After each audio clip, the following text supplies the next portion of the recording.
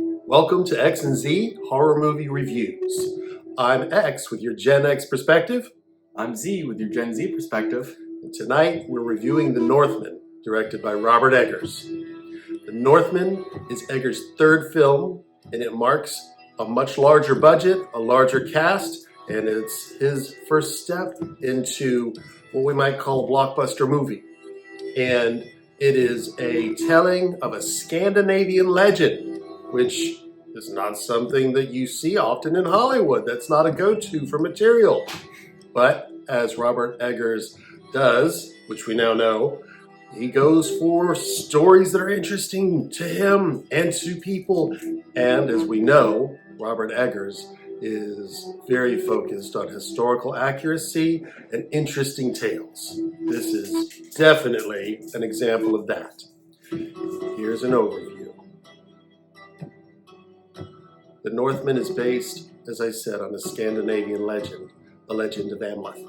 And it's about a young boy who is the son of a king. He watches his father get murdered by his father's brother and goes on a quest for revenge. That's the story. Now, one interesting thing, Shakespeare read The Legend of Amleth, and that is the story that, word has it, inspired Hamlet. So, a lot of historical precedent here. Kind of a cool thing. There are going to be spoilers in this review, although we will not spoil everything. So, to continue, as always, we're going to begin with what we liked. What I liked about this movie was the mystical factor. It is very fun to watch. The movie is not it's not entirely realistic, and so it makes it so much easier and to watch.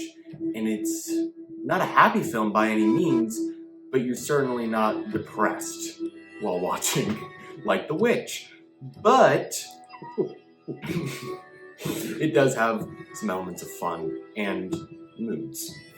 Another thing I like is the violence. It's kind of like a video game in a way. It's not entirely realistic, rolling back around to the mystical factor, but it's just fun to watch. And it's not too gory, but it's not too, cartoonish. It's good. It's right there in that nice little middle ground. One last thing I liked was the betrayal factor.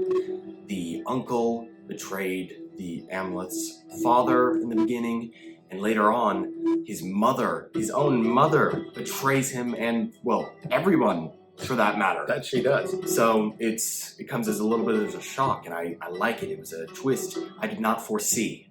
So what did you like?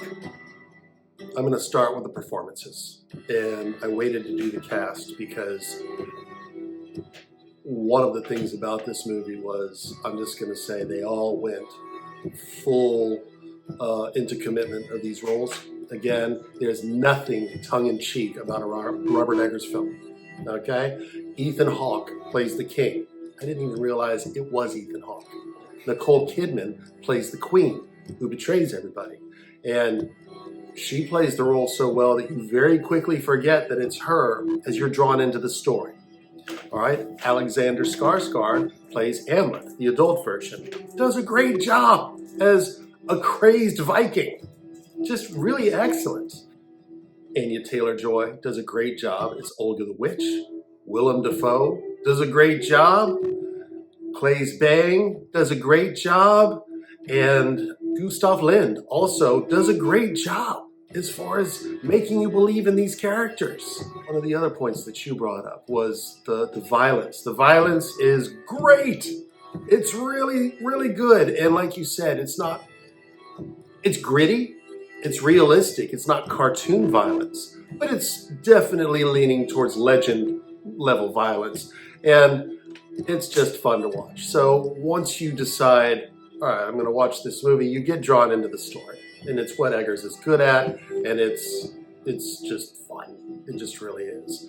I'd like to mention one other person, Jaron Blaschka, who's the cinematographer. He has worked with Robert Eggers on The Witch, The Lighthouse, which he was nominated for an Academy Award for, and also The Northman, This guy kills it. He knocks it out of the park. The cinematography, again, is amazing. One last member of the cast, Bjork. Bjork plays a witch. We haven't seen Bjork in a while. Came out of nowhere. Great role. Good job. All right. The scene with Bjork, where she is showing Amleth the prophecy, while a great scene also plays into a huge factor, which is plot armor. Amleth has plot armor due to the prophecy, which means he's not going to die, he's going to succeed in his mission, and you have nothing to worry about. So, no matter what happens, everything is going to be just fine. And it takes a little bit away from the film. Now, the legend probably has this, factor in it where he's going to succeed, and so I understand that they had to include it, but in this modern era, plot armor does take away from the story a little bit. Knowing that he's going to make it all the way to the end of the prophecy does take away from the drama of, will he get killed? What's going to happen to him? How is he going to overcome his next obstacle? Well, you already know that it's going to happen, so it does take away from it. A lot of older Scandinavian and otherwise legends use prophecies. Very, popular plot element. However, sometimes when you're showing prophecies in a movie such as this, it might be better to be a little bit more vague. Like, if you succeed. Like, I'd be a good prophecy teller. I'm not giving everything away right at the beginning of the film, I'm just like, yeah, whatever. It's going to be tough, but you'll make it. Like, nope. Okay. So, I get that. It was a great scene, but it did add the plot over, like you said. What else did you see? Something else I didn't like was the mystical factor. While it does have a big role in this movie and it adds a lot to it, sometimes it goes a little overboard. There's one scene rolling around back to that plot armor where he is strung up. Amleth is strung up. He's going to be killed. He's injured. And Odin and his ravens come to save the day. And they do. They save him. And I think that's just a little lame. Once again, probably a part of the legend. But in this movie, I didn't find it to be... I thought it was a bit of a cheesy way for him to be saved. The scene afterwards, he's being carried away to be restored, to be back to full health. And he's being carried away by a Valkyrie into the stars. And it's just a bit much. It's a little weird. And they just didn't need to have a Valkyrie riding into the moonlight. It was not entirely necessary. Yeah, so, that's another aspect of old legends, bringing these mystical elements into it, but I think for a modern audience, perhaps a different interpretation is a little bit more sellable these days.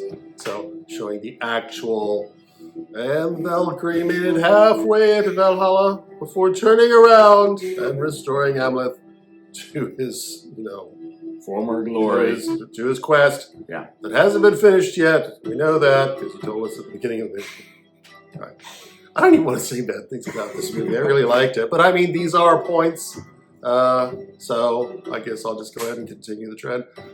There's a scene at the very end where he and Olga, they made it. They actually escaped the terrible wrath of whatever the guy. Fjolnir and his slave camp. Exactly. Yeah. And they made it to a boat. They're setting sail, and they make it 3 or 4 miles offshore before he remembers, I didn't finish that quest. I gotta go.